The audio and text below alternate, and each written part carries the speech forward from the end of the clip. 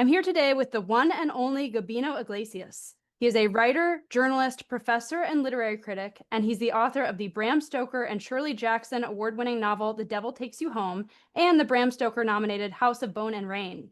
He's also the author of Zero Saints and Coyote Songs, which we'll be talking about today, and his nonfiction has appeared in the New York Times and the Los Angeles Times. And if that's not enough, he's also a keynote speaker, a writing mentor, and the reviewer for the horror section of the New York Times Book Review. Welcome. Thank you so much for being here.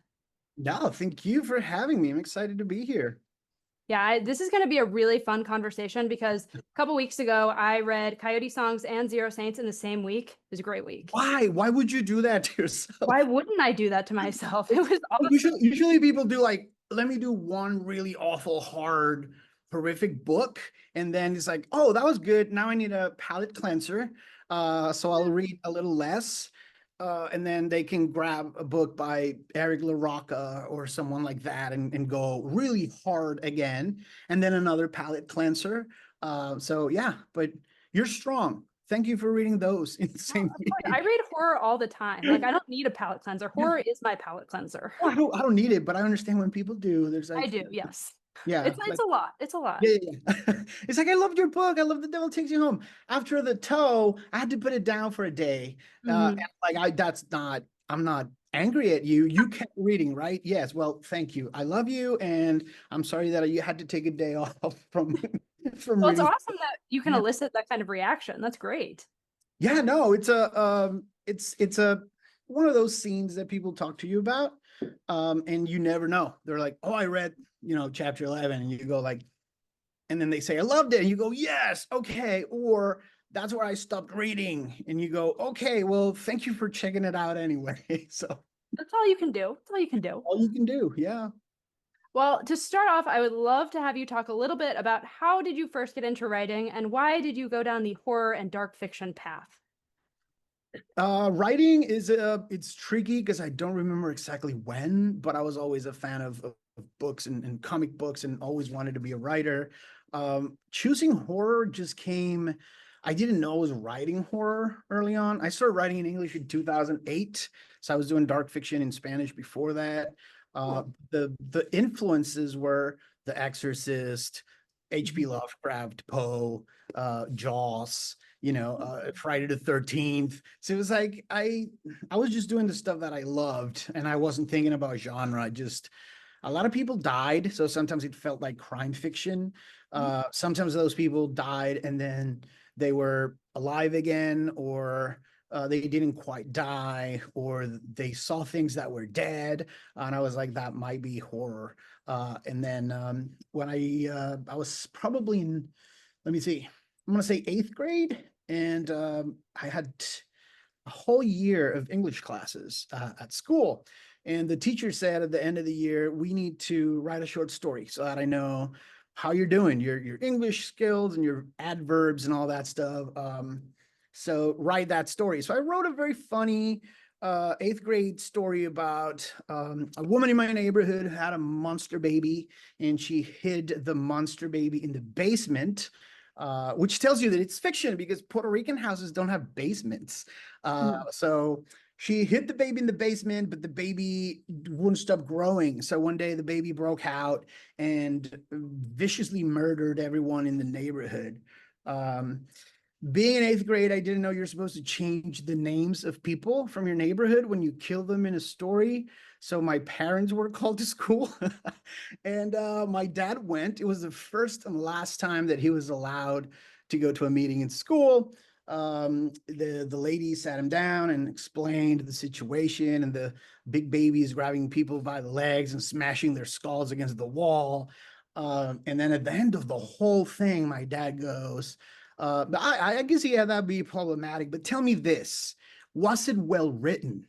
And then the lady she was taken aback, and then she said, well, yes. And he said, isn't that what matters? And at that moment, I realized I can get away with a lot as long as people think it's well written. So this is what I want to do the rest of my life. I want to upset people so that they call my parents. And if I can have fun, and then I'm going to try to get paid for it because I don't want to go to office. but yeah, there was like 25, 20 years of offices and crappy jobs, and horror was there throughout the whole time. And then one day, Devil Takes You Home sold, and I was like suddenly a full-time writer. So it was a very abrupt transition, but I'm not complaining. I think horror chooses us. We don't pick it. It's just always there. It's like, what were you watching as a kid? I was ripping the heads off dolls. Like, why? That's just the way I'm built, right? Like you just said, you don't need a break after reading something really horrific. You probably crave more. So you're very special that way, and that's you didn't train yourself to be that way. You just like what you like. So It's yeah, very true. I've been watching, Stephen King since I was 4. Pennywise is my favorite. I yeah. never was that. I just gravitated towards that. So I totally get that. And that's a great origin story, by the way. I love that. It's an evil origin story. Yeah, but it's funny. Horror chooses us, and then we don't realize until we grow up that there's people who don't read it, who don't like it. Have you Yeah. seen this movie? They're like, no, it gives me nightmares. I'm like, why? It's politics give me nightmares, not horror. So yeah. I totally get that. And speaking of kind of working jobs before you became a full-time writer, you wrote in your introduction, I think it was to Zero Saints, that you were writing while working multiple jobs at the same time. How did you balance writing with that huge workload? I didn't. It was absolute chaos. It was working, but when you're working at a job that you hate, you're not necessarily thinking about the job and concentrating. When I work in insurance, for example, I always had everything that I was doing, and down in the corner, I always had a horror PDF open. Mhm. And so from time to time, if there wasn't anybody around, I'm sitting at my desk, but boop, I would bring up the novel and read a couple pages and put it away. It was chaos because you have to do certain things. You have to be at a place. Most of the time, you don't have your computer with you. You don't have a work in progress unless it's in your email. Some of those jobs were stupidly demanding. I was a high school teacher for 2 years. I think teachers don't have work-life balance. It's you wake up really early, you go to school for a bunch of hours, you do stuff after, you take papers home, you grade, you prepare lesson plans, and then it's 11 p.m. and you say, I'm gonna write. And then 15 minutes later, you're doing that nodding thing where you write a line that makes no sense and you go to bed. So there was no balance at all. It was just I have to do the stuff that I love. Mhm. Because if I don't, I will die. And I also have to do the stuff that allows me to buy food and pay for things like internet. And I didn't even have a car when I moved to the US, but you need food and, water and things like that. So you're forced to do horrible things so that you can do the beautiful, horrible thing that you love. So yeah. I totally agree with that. I also worked in insurance and did something very Oh, similar. I would write stories in emails to myself every day. awesome. It's like you're working, but you're just writing a horror story and then you minimize it when anybody comes by. So I have been there. I get what it's like. Well, you understand then that when I walked in the first day being a word person, I was a policy owner services agent, POS. And as soon as they saw everybody with a shirt that said POS, I was like, y'all know this is a piece of shit, right? This is not cute or I'm not wearing the POS shirt.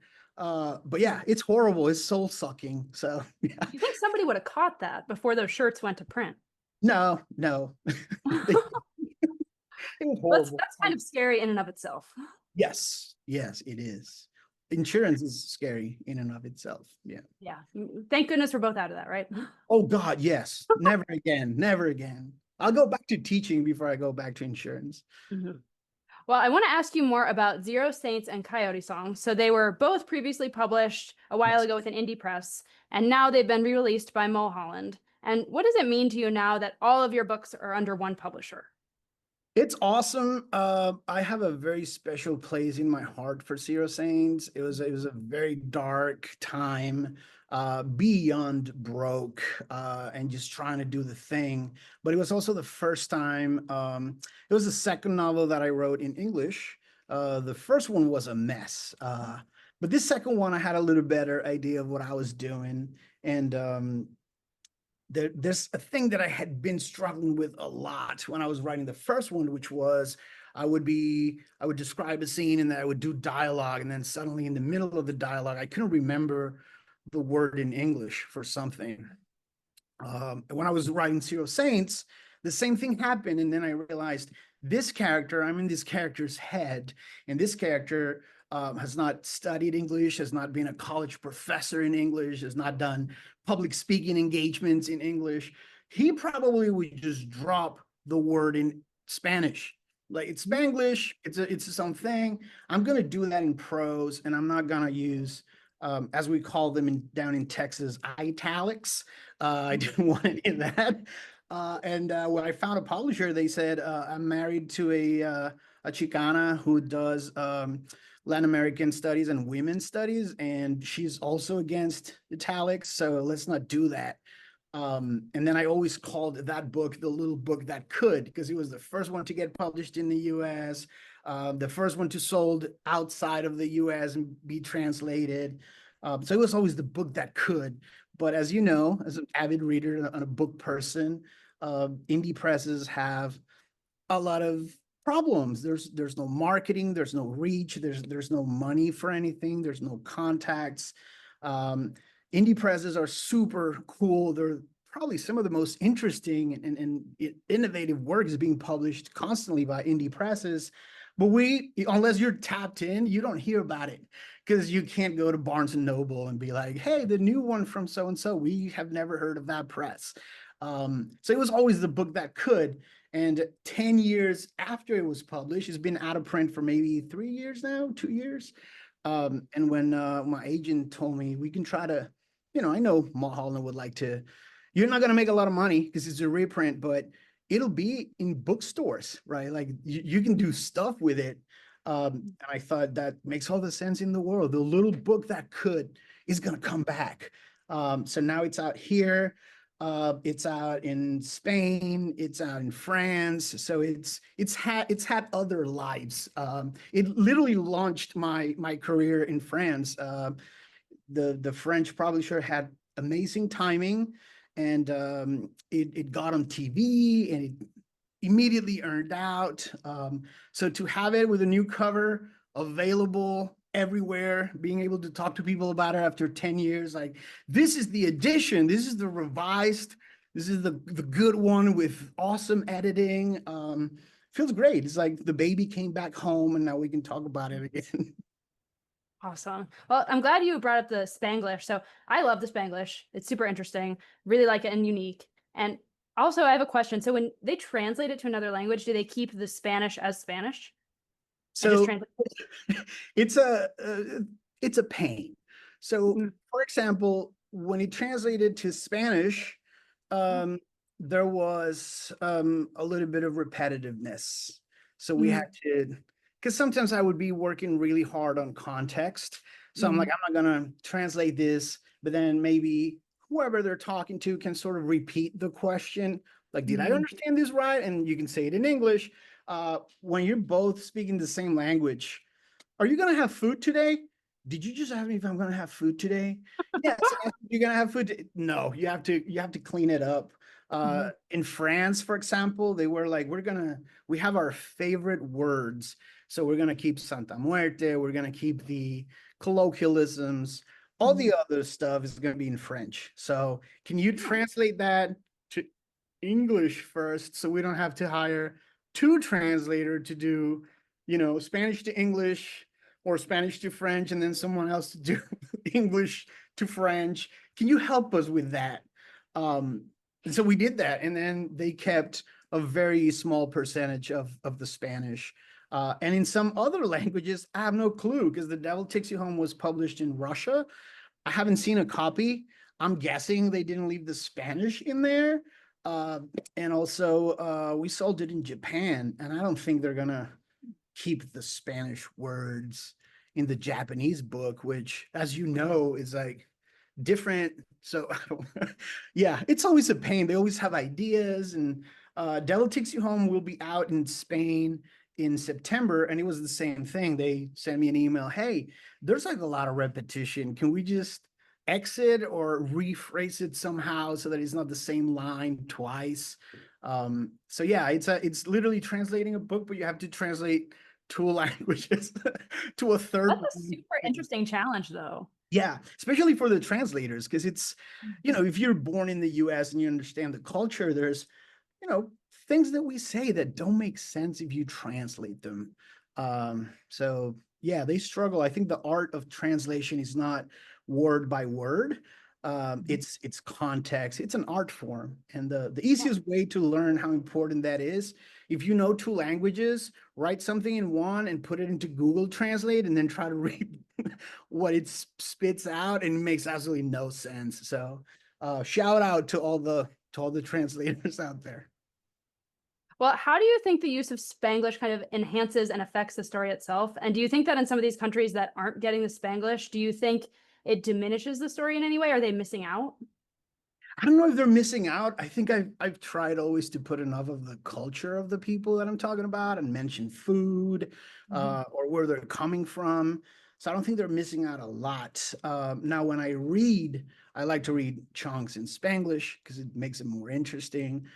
For folks who are bilingual, which in the U.S. is a lot of people, I think they see themselves. And so that's one of the reasons why, even though I got all the hate mail in the world and all the 1-star reviews, I was like, I'm gonna keep doing that. I keep a very short list of like, oh, your book was good, but it had too many gay characters. So I'm like, I'm gonna put more gay characters in the next one. Write in American. It's for an American market. Oh, the Spanish makes you angry. I'll put some more in there. So yeah, this is a short list. Whatever people really, really get angry at, I tend to do more of that. So yeah. That's very hilarious. I like that. Good for you. Well, we talked a little bit kind of like what genre you would say you are. So, what if you had to describe your books, what genre would you say they are? And also, is that kind of, I don't know, too reductive a question? Because I feel like as horror writers, when people say we're genre writers, that can feel kind of like they're kind of diminishing us or slighting us. So, what do you Yeah, think? especially horror, like Yeah. horror, romance, like Mhm. that's not literature. It's like, is it written? Well, it's not capital L. Especially with horror, I think the beauty of it is we never got to sit at the big table. It's not serious literature. So we Mhm. did the same thing that sci-fi did and that romance did, and we built our own table. As I like to say, with the bones of our enemies, we built our own table. And then we always had style about it. Horror writers are just cool people. When you talk to them, they don't seriously don't give a shit about it, what people think. And I think it took a while, and now people caught up. It's like, oh, wait a minute. Like we thought it wasn't literature, but you have a Silvia Moreno Garcia, you have a Stephen Graham Jones, you have a Paul Tremblay, you have a Guggenheim Fellow Brian Evanson. Like this folks can write. Now we're not gonna consider you that, and we're like, no, no, no, no. We're calling it horror still, and we're happy to fly that genre flag and tell people that whatever you like, it's fine. It's literature. Consume it and be happy about it. Review it. Sci-fi, fantasy, romance, horror, crime fiction, noir. It's all fantastic. And some of it, when I read it, is 10 times better written than literary fiction about a professor sleeping with one of his students in New York, or whatever the thing is that literary writers are writing about now. So fly that flag. I like that. I like that a lot. And I totally agree. Yeah. Well, I want to pivot a little bit and talk specifically about Zero Saints. So the title I found very interesting because I don't want to give any spoilers, but it feels pretty full of saints. So why Zero Saints? I suck at titles, but like bad, like awful. Short story, when I sent Devil Takes You Home to my agent, I sent her I think 12 possible titles. And she's amazing. She's super sweet. And she was like, "These all suck. So let's let's not use any of these, and then something will come to us." And when we were doing the last pass, she goes, "You have a line in here, two dudes sitting at a table," and he says, blah blah blah. And sometimes the devil takes you home. The devil takes you home is a great title. And I Mhm. said, let's use that. With Zero Saints, I finished the novel with no titles, and it was sort of the same thing. I gave it to a couple friends, everyone was reading it, and then they said that line about So it's kind of funny because there's ghosts and spirits and saints and demons and possessed people. So it's like, so yeah, it's kind of funny. Zero Saints, but it's all supernatural. So let's go with that. So and it stuck. So Well, I like it. And thank you also you subtitled it a barrio noir. Can you explain what that means to you? this this goes back to your previous question. When I gave it to folks, some folks said this is too much guns, drugs, cartels, violence. It's too much crime fiction for the horror crowd. But for the crime fiction crowd, you have like demonic gangbangers and ghosts and dogs with human eyes. Like they don't like that crap. So it's not crime and it's not horror. It's like a hybrid. And right before I sent it to the publisher, I was trying to make it look very professional. When you open a book, you have, the title and then a novel and Yeah. then the author. And I was like, that is, to borrow one of your fantastic words, very reductive. Like, this is a novel. I wanted to say something about my use of magical realism and the Spanglish, and I was like, this is me bringing my people, my culture, my language to. I'm bringing my neighborhood, my barrio, and I've always loved how we appropriated noir from the French, and we took that and we made it like the greediest, dirtiest crime fiction possible. I was like, this is that, and it's also, if I call it something that mixes, wait a minute, barrio noir, and then I don't have to explain it. So I don't have to be like, it's horror, but it's also crime, but it's also magical realism. So what is it? It's barrio noir. And now, thanks to novels like Zero Saints, when people don't understand, I can just tell them, you Google it. And then I pop up and there's a billion interviews of me explaining it. And then he's like, oh, so that's cool because now it's like a thing. Mhm. And when we sold the books to Mulholland, I met with my editor and I said, it really means a lot to me that I was so lost that I ended up creating my own thing. And he said, no, no, we're leaving that. Like I read Zero Saints and Coyote songs, and that's why I wanted to buy your next novel. So they will both be barrio noirs, and they'll be on the title page. And yeah, I don't think a lot of people have that in there. So I like You it. kind I of love it. created your own. Yeah. I open it and I see it, and I'm happy it's been there for 10 years. Um, and I still get to talk about, you don't have to do everything that the genre that you love tells you to do. You Mhm. can pick elements and play with stuff. There's no reason why your very serious novel can't have a ghost or a demon or an alien or whatever kind of monster appeals to you. There's a lot of crime fiction that I read, and it's a PI investigation narrative. You open it, first paragraph, it's like a dude kidnapping a young girl, ripping her chest open and eating her heart. And I'm like, oh, it's a dark thriller. No. Once you have people eating hearts, it's probably horror. But Probably. you can call it whatever you want. I'm gonna read it anyway, right? So it's fun to mix everything. And I think everyone should try to just do exactly what they want. And if you can't find a place where it fits, you grab a scalpel or a machete, whatever your style is, and you carve out a space for what you did, and you call it whatever the hell you want, and then try to get people to come and understand. I love that. I mean, when I saw Barrio Noir, I've never seen that before, and I was instantly interested because I've Like never what? heard of it. Like, I want to know what is that? How can I This learn is about another one, a novel. Every time, a novel. It's It's like like I we all know. know what that is. There's no surprise there. Yeah, yeah. Well, in Zero Sands, I want to talk a little bit about how it's written. So some of the chapters are in first person and some are more kind of in the second person.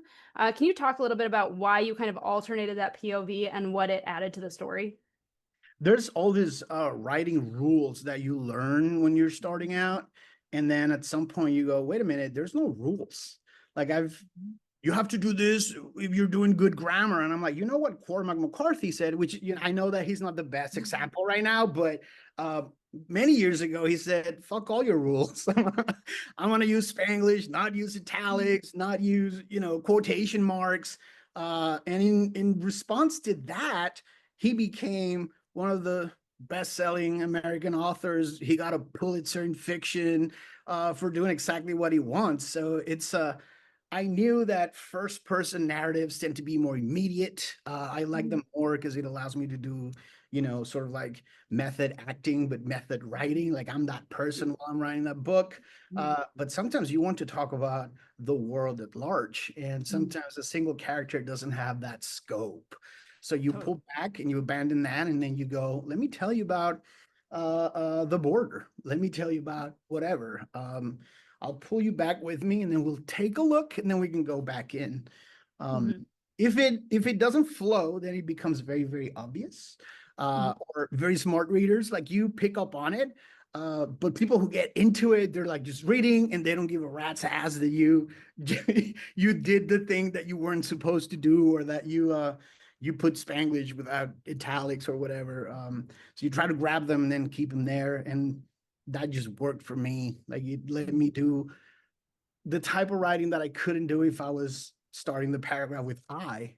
And then so I Mhm. abandoned that and did other type of writing. I mean, I thought it was very refreshing because it felt more effective than the first person for kind of building empathy and Yeah. feeling the experience of the character. Because I felt like you were talking directly to me. I'm the character, which is something you don't get in first person. So I really liked it. Yeah. I think the you, anytime that we go from I to you in fiction, we're like jumping between rocks and you can crash so easily. Because it's a shock. Like you're reading about someone else and you're processing it, you're an spectator, you're sitting there, and then suddenly and you go, wait a minute, I'm in the book and Yeah. the author's talking to me. Okay. So it takes a lot of work to pull it off and not be like, oh, that's weird. Like I don't want to. It's also not a happy go lucky book. So when you do that, you're pulling people into a very dark, ugly, violent space. Um, but it worked, and it let me do whatever I wanted. So I kept it, and the editor didn't complain. So I thought, all right, he knows better than me. He lets it fly. I'm leaving it in there. Well, I liked it because it felt kind of experimental. It felt different. And I like things that are unpredictable. I did not predict that. I did not predict I would be kind of a character in the book. So it was, I mean, we read to kind of transport ourselves somewhere else. And that definitely did that. Awesome. Thank you. Yeah.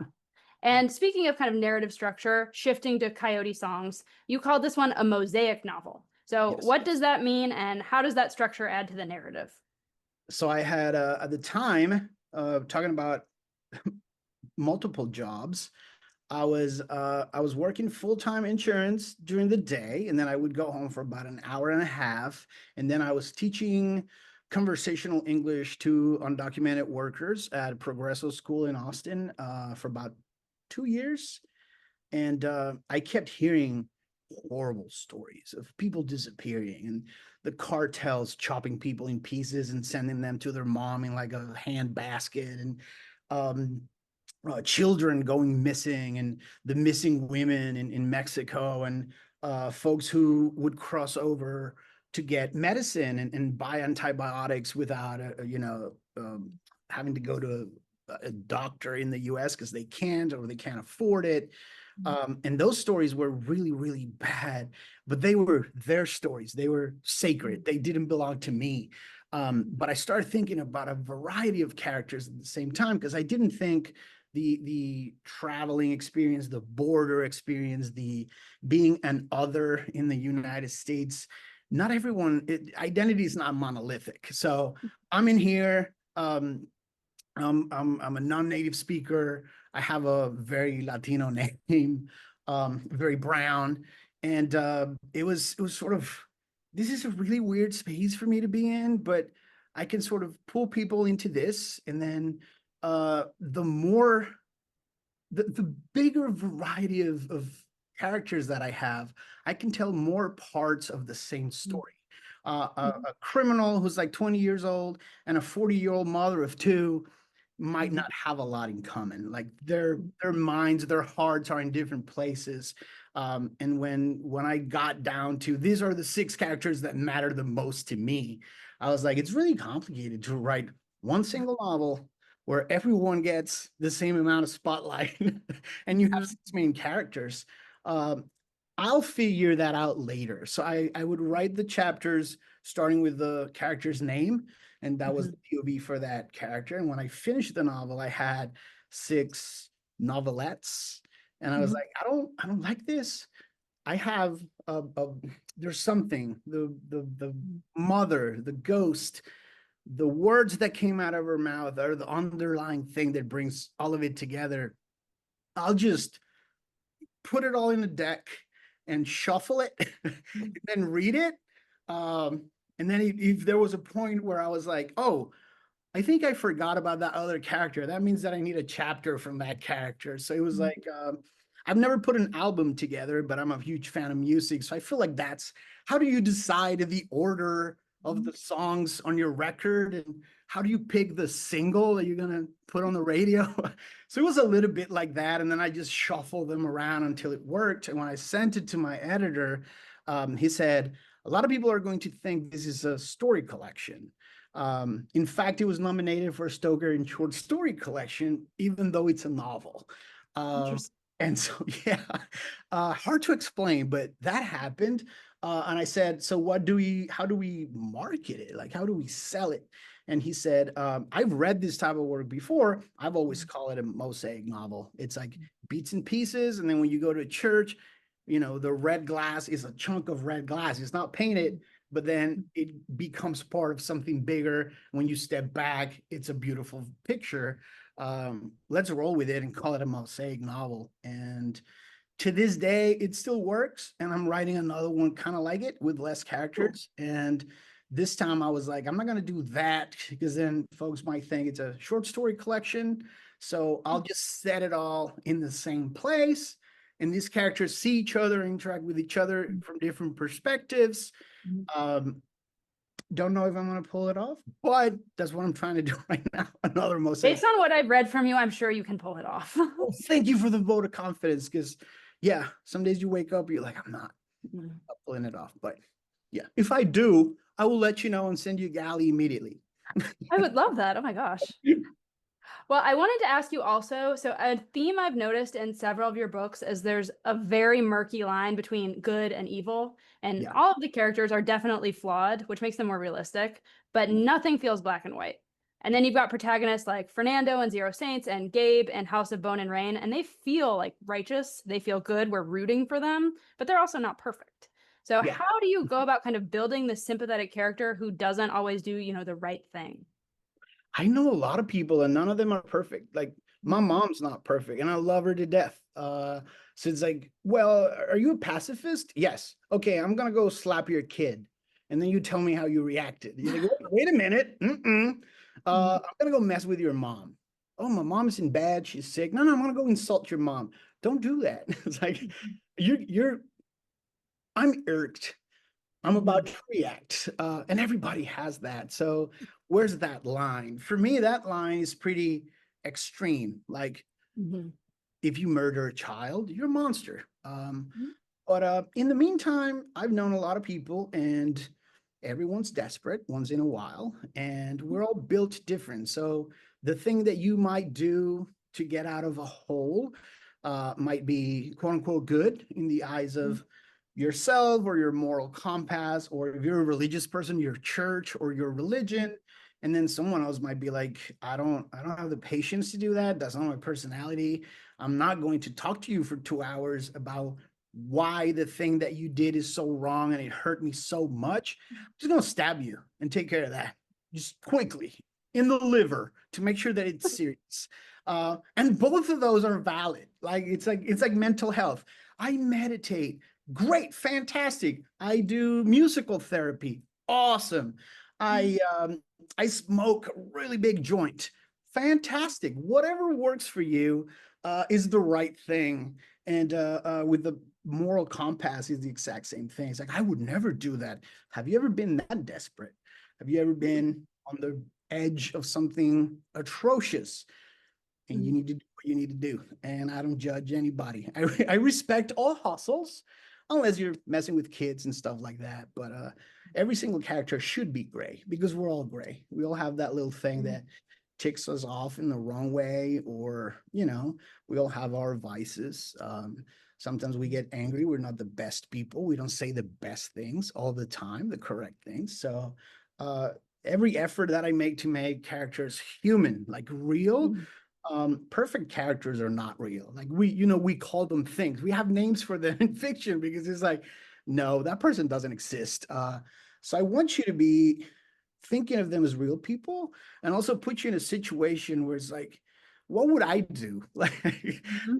it's a good character, rooting for you, but dude, that's a little excessive. Or a comment that I've gotten a lot from House of Bone and Rain is people just going, "You're idiots. Don't do this." Like, it's not going to work out. It's a Mhm. suicide mission. Why are you doing this? Because we're young and we're dumb, and at that age is just macho bullshit from the Caribbean and testosterone. So it's like I'm a good guy, but also not. Mhm. So yeah, let them be people, and none of us are perfect. So I character, guess, I mean, they seem way more realistic because of that. Because you're right. If it's just a yeah, trope, I lose interest immediately because, like you said, that person's not real. I can't relate to them in any way. We can all yeah, relate to somebody who's flawed because we're all flawed. yeah, exactly, exactly. Well, piggybacking off of that, would you say there's like a moral or any overarching message to one or all of your books? I don't think there's a moral. I think the messages that are in there come out naturally. So depending on who I'm talking to, would I enjoy Zero Saints? What kind of literature do you like? Uh, Mhm. it's a violent, fast-paced crime novel. There's a lot of guns and shooting and people running around. If you don't like that, there's like magic and Mhm. weird stuff, supernatural stuff happening. Um, but I talk about politics and I talk about identity and I talk about migration and I talk about injustice. I talk about racism.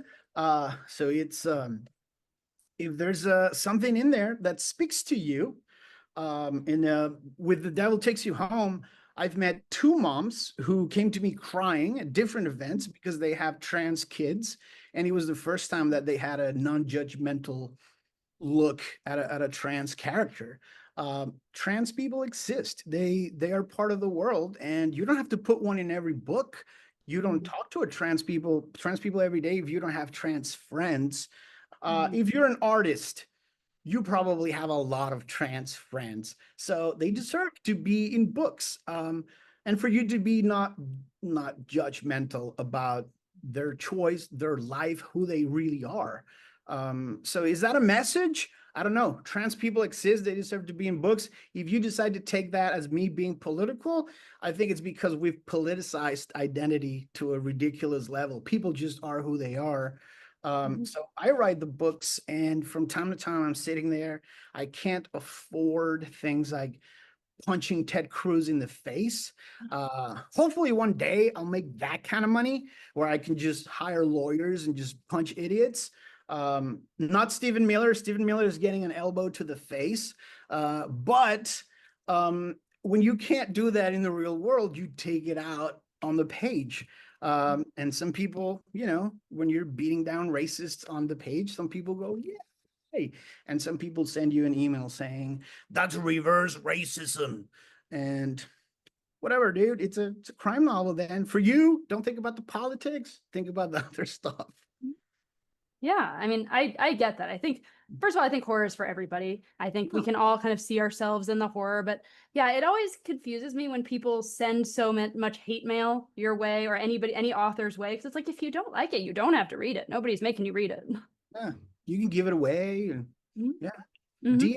DNF is the Mhm. best thing we've we've accepted in the book community. There's Mhm. have X amount of time on Earth, and there are just way too many books. Mhm. So you're sitting there suffering through it. Mhm. Let it go. Pick up something else. Yeah.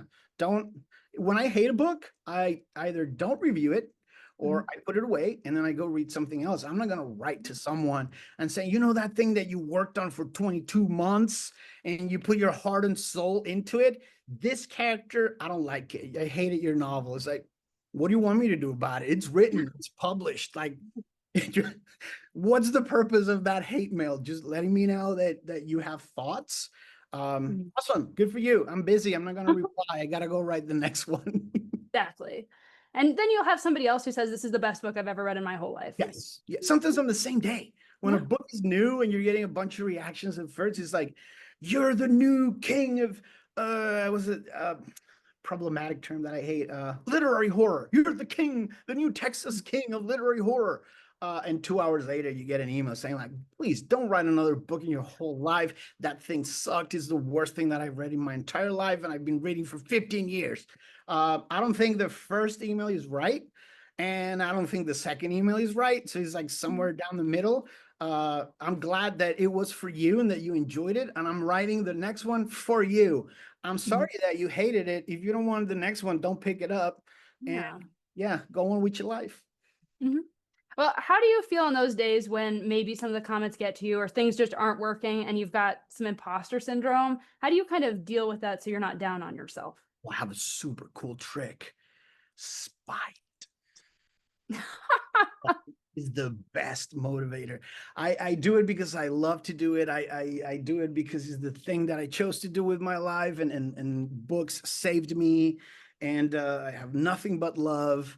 But there are days when you're struggling and the chapter doesn't work, or the chapter isn't working and your life isn't working, and then you get the hate mail. And on those days, I switch to, well, if I don't write this, the fascists are not going to have anything to be angry about.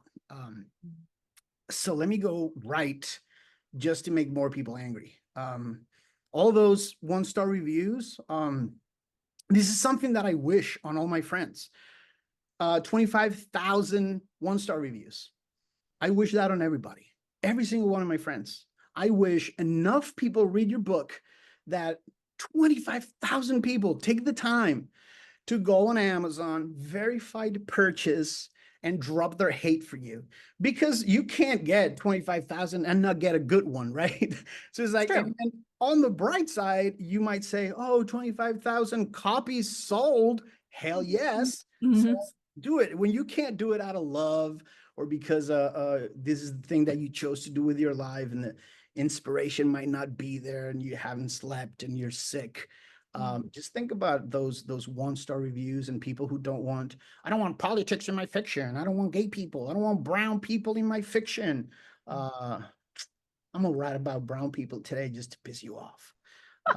Spite is the great motivator when nothing else works. Do that. I've never heard that answer before, but I definitely appreciate that. I'm adding that to my toolbox. I mean, meditation is good. Stopping and like breathing, Mhm. counting to 10. When all else fails, you have spite. So use it as a weapon. Well, I think a lot of people look at you in your career and they think, I want that. Like they see you as an inspiration, myself included. So, do you have any words of wisdom for authors who are starting out and want a career like yours? It's a career. I'm stealing your word. It's not a hobby. It Mhm. can be. I tend to talk a lot about sports when I talk about writing. There are individuals who work as engineers, nurses, bus drivers, teachers. On Saturday and Sunday, they might head to the local Y to play pickup basketball games. There are individuals who play in college. They pay for their education playing basketball. And then there's people in the NBA. So, do you want to make it to the NBA? Do you know how many hours of practice every single individual in the NBA has put up with? They are not taking Monday through Friday to do their real job and then come play one game on Saturday. So stick to it. If you're starting out, you're going to get rejected. No one will care. A lot of people will not read you at the beginning. Agents will say no. Publishers will say no. You'll submit to anthologies and they will say, thank you, not for us. You didn't get in. And then you turn around and you do it again. And then you do it again. And then you do it again. I moved here in 2008. My first book, short little bizarro novella, came out, Gotmouth came out in November of 2012. So it took me 4 years to get my first book out. And then I always had 2 or 3 jobs between 2012 and 2022 when The Devil Takes You Home came out. So that was, you do the math. I do words, other people can do the math. Stick to it. Do the thing. It's not working. Try harder. I need a day off. Take a day off. Watch a documentary, watch a movie, watch your favorite series. get an adult beverage, sit by a tree, do whatever you need to do to take care of your mental health. And then tomorrow you take that energy and you come back and you do it again. There are stories of people who wrote their first novel and landed an agent with their first novel and sold it for $1 bazillion. I had 4 years of no book and couldn't pay to get published. Gutmouth came out, I think, at the end of that year. It was part of the New Author Bizarro, the Bizarro New Author series. I think we sold maybe 200 copies in 1 year. Um, you log in and then you see people who are bestsellers based on pre-orders alone. If that's what you want, you have to take the route that works for you. So keep trying, keep knocking on doors, keep submitting. Between 2008 and 2010, that messy novel that never got to see the light of day, I probably queried 300 agents and they all said no because it sucked. So write the next one. You finished one and you can't sell it, don't keep trying to sell it for 2 years. There might be an agent who says, this isn't for me, but I like your style. Do you have anything else? So you want to have something else. We can't all be Stephen Graham Jones. In the time that it took us to do this interview, Stephen wrote 2 novellas and a short story for Ellen Datlow. That's not regular humans. So stick to it. Don't stop. Don't quit. Don't give up. And when you're mad because it's not working out, go back to the spite thing and do it out of spite. It's called the blade of no one made you do this. This is what you want. Never met, I've been teaching for many, many years. I've never met a creative writing student who's getting an MFA because my grandpa was a writer and my dad was a writer and my mom's forcing me to be a writer. This is what you want. So keep at it. Don't quit. Excellent advice. And I want to ask a little bit about your nonfiction writing, just because I've been reading your horror reviews in the New York Times Book Review, and I love them so much. So what has the experience been like reviewing horror books for the New York Times? What is that like? So it was, I was able to get people to pay me to write about other people's books before I was able to find people who would pay me for my own work. So I've been reviewing for a very, very, very long time. And I even pitched the New York Times a few times and I never heard back. And then I started my career as a reviewer and I kept pitching bigger and bigger and bigger venues. On pitch number 25 to NPR, the amazing, immortal Petra Mayer passed away a couple years ago. Long live Petra Mayer. She wrote me an email saying, like, I've seen your name in the inbox. I'm actually interested in this book. Write the review and send it to me. And I worked with Petra at NPR for many years. I'm still writing for NPR with Megan Sullivan, and that opened doors because I'm Gabino Inglesias, who writes books about books for NPR.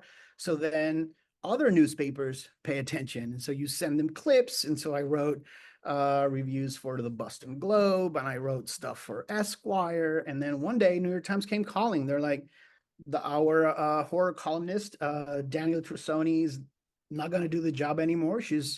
Her career took off. She's in Mexico writing amazing novels. The Puzzle Box is fantastic. She kind of mentioned you. Do you want to try out? And the tryout was probably 3 months long, and we did various things. We did like a column, then we did the best of the year, and eventually I was offered the thing, and I was like, "Are you fucking kidding me? This is the dream!" Like, I'm a book reviewer. Every book reviewer wants to be the book reviewer for this thing that they love at the New York Times, which, politics aside, is still one of the newspapers of the world. So I said immediately, yes. Like, I don't care how many books do you want per month. I will make the time. I don't care how many times you tell me that it sucks. I will edit it and rewrite it until you're happy with it. Yeah, I lucked out. My main concern the first time around was at NPR, I was very clear. I want diversity. I'm going to be pushing gay writers, Black writers, Asian writers, work in translation. And NPR said, we love it. And then I didn't know what the New York Times was going to say. And my editor is a gay Black guy. And I was like, dude, we don't have to fight. So every time that we talk, he's like, let me know what you want. And then I'll go look at the list if anybody else is covering it. If not, it's yours. So even that part has turned out to be a dream. Like I get to pick the books that I want, which is the hardest part of the job because there's so much amazing horror every single month. Novels, short stories, and anthologies, collections, poetry, YA horror, humor horror, erotic horror. There's 100 books every single month, and you're like, I gotta pick three. Work in translation, you still have to pick three. Mhm. Graphic stuff, you have to pick three. So that's the hard part. The rest is a dream. I cannot complain. I hope I do it till the day I die. Awesome. Well, I love your recommendations because sometimes you pick out things because I think I'm pretty like tuned into the horror community, but I'll read things from you. I'm like, I haven't heard of that. Instantly adding it to my TBR, which I appreciate because I feel like a lot of reviewers sometimes will put out, it's already on the bestseller list. Everybody already knows about that. So it's nice to find some hidden gems and put more attention on them. All those folks don't need my help. Like Stephen King doesn't need my help to sell books. Jones, Paul Tremblay, Josh Mallerman, Eric LaRocca, Haley Piper, Cynthia Pelayo, they don't need me. But there are stuff that's coming out from like indie presses. And for them, New York Times moves the needle like, oh, now I know about this. And then you can't buy books that you don't know exist. And with Yes. 150, 200 books coming out every month, you have a hard time keeping track. Like I got an email today about a crime novel for the crime reads thing that I already turned in my July column, but this will come out July 29th. So I missed an opportunity. It's a book that I wanted, but timing, you didn't see an email, you didn't request the galley on time. It is absolutely impossible to get to everything. So every major newspaper should have a reviewer there, a human, not AI, a reviewer saying like, hey, I'm only going to review horror by women. I would love to have a column that's only, we're not going to pay attention to all the dudes in crime and horror. We're only doing women, like Women in Horror Month. It's 12 months out of the year. Uh, so let's have that. And then have someone go like, I'm just going to review the funniest horror. I'm only going to review the most extreme, hardcore, indie press horror. I would love that because there's just so much. And 3 books that I get, 3, 4 that I get to pick every month, that's like less than 1% sometimes of what's coming out. So you have to do and then also you have to cover the famous authors because then if you don't, it seems like you're not.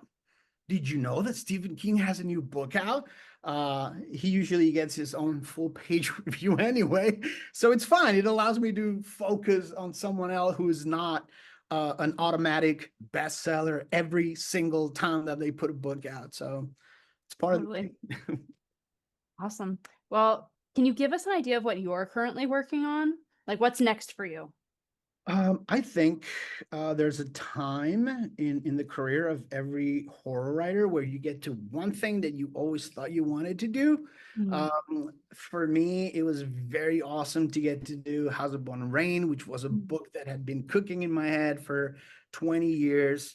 And I always thought I want to do a haunted house. I'm in love with haunted houses, but I've seen so many haunted house books, and there are so many great haunted house books. And I was sitting there one day thinking about these 2 characters that were whispering. And I was like, what if these 2 people live in the same building? They're different stories, but they could be neighbors. And then I thought, screw a house. I can make an entire haunted building. And then everybody lives in different apartments and they encounter weird stuff. And that's like the thing that unites them all, but they have their own lives and their own stories. So it's not a haunted house novel, it's a haunted building novel about 4 different apartments and the people that live in those apartments. That sounds so awesome. I hope so. So, because I don't have a contract right now, so I need to sell this one so I can keep talking to amazing folks and plugging books. Right on. Well, thank you so much. This has been a fantastic conversation, and I really appreciate you taking the time. Anytime. Thank you so much. And last, where can people find you and all of your books and keep up with you and your work? Finally, my books are everywhere. Some folks like the Amazon. If you like Amazon, that's fantastic. yes, Bezos sucks, but you're also supporting writers. Any indie bookstore would be my favorite because indie bookstores rock and they deserve all the love. And then I'm on Gabino Iglesias on Twitter because I refuse to call it X, and I don't leave because I don't want fascists to have nice things. Blue Sky, Threads, Instagram, Facebook. I think that's TikTok? TikTok. Yes, TikTok. There's so many. All the platforms, really. All the platforms. And they're all different. Yeah. So like I'm different. Instagram is for photos. TikTok is me being angry about diversity in publishing or criticizing people. I don't know. All of those places. Always talking books all over the place. Right on. And I will link to all of that in the show notes. Well, again, thank you so much. This was awesome, and it was so nice to talk to you.